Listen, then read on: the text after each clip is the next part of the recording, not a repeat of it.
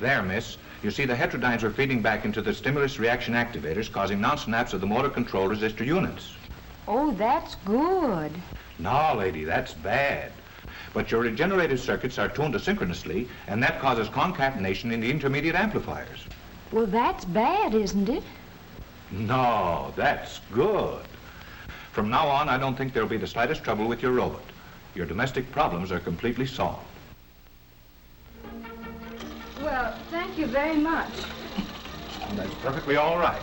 And if there's anything else you want to know about your robot, don't hesitate to give us a ring. Good day.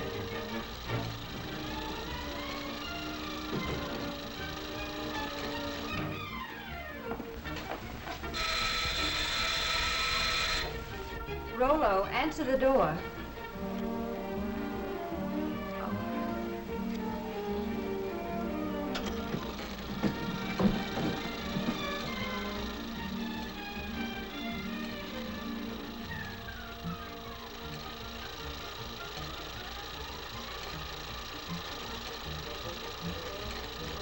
Sign here.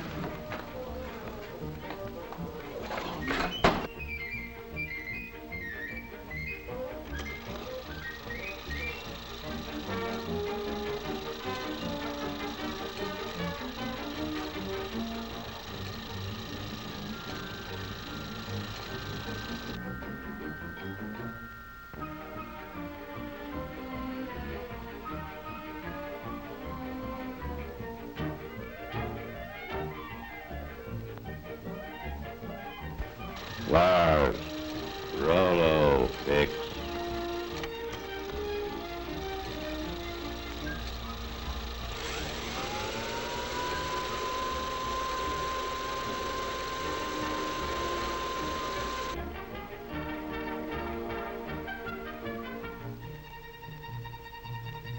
Yes, ma'am. Rolloh, get.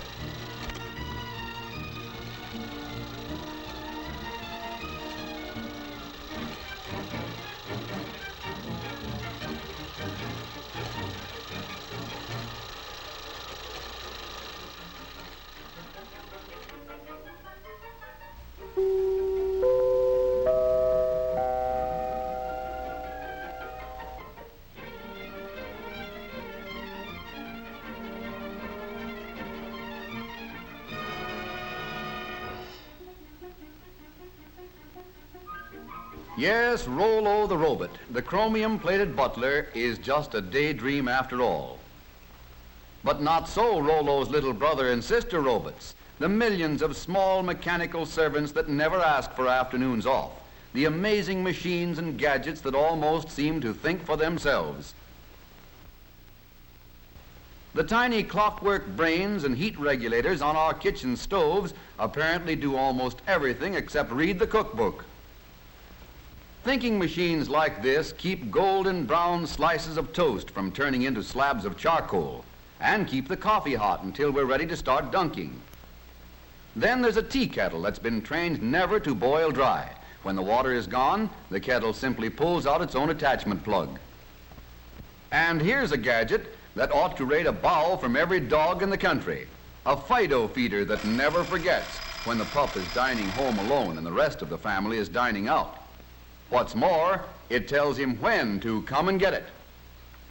In offices and schoolrooms, too, robots have learned to turn on the lights. This little electric eye measures the amount of daylight coming in the windows. When the light level outside drops below the requirement for good visibility, this robot throws a switch, and the first bank of lights goes on. No robot machine has ever been accused of being absent-minded or careless at its work. Here, a robot that never sleeps nor winks, nor looks out the window, stands guard over the men who work at this giant press. As long as the robot can see the man, the press won't budge an inch, and that's mighty important on a big job like this. Did you ever hear of anyone getting his lap caught in an elevator door? That can't happen here, because as long as there's anything in the way, this door can't close. Step back, please. There's plenty of room in the rear of the car. All right, then, don't step back. Just take a deep breath and hang on to yourself. One little robot, for example, always remembers to serve drinks when it sees anyone walking around with a thirst. A beam of light is aimed across the fountain and into an electric eye. When the beam of light is broken by a solid object, such as this head, the electric eye control opens the faucet and there's your drink. This particular device is an automatic fire sprinkler. Someday, maybe someone will invent a robot that can take a joke. Some robots have even learned to fly.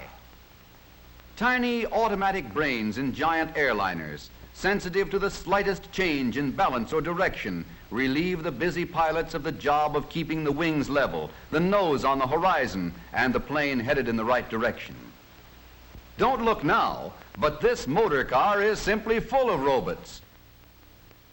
In the carburetor is a diet specialist, a brainy collection of jets and valves and floats that serve a health menu of gasoline calories and fresh air vitamins to the engine, a menu that varies with every change in speed or load.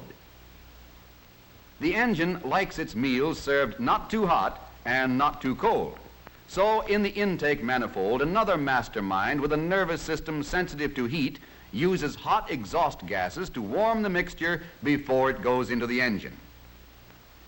Step right up close to the platform and see the Siamese robots.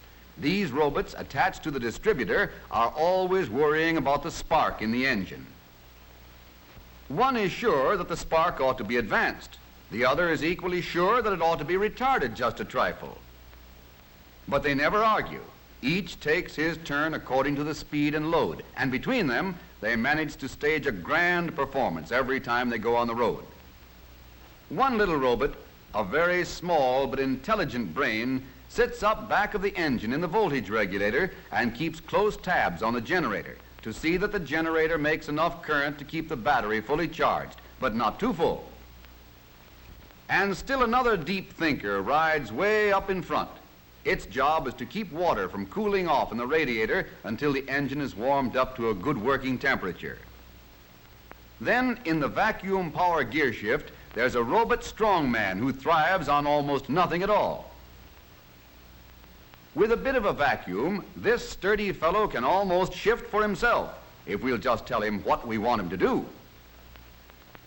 Robots have even taken up the art of dial twisting in our radios. All we need to do is push the button and listen. Driving wouldn't be half so much fun if we didn't have that phantom crew of intelligent robots to help us.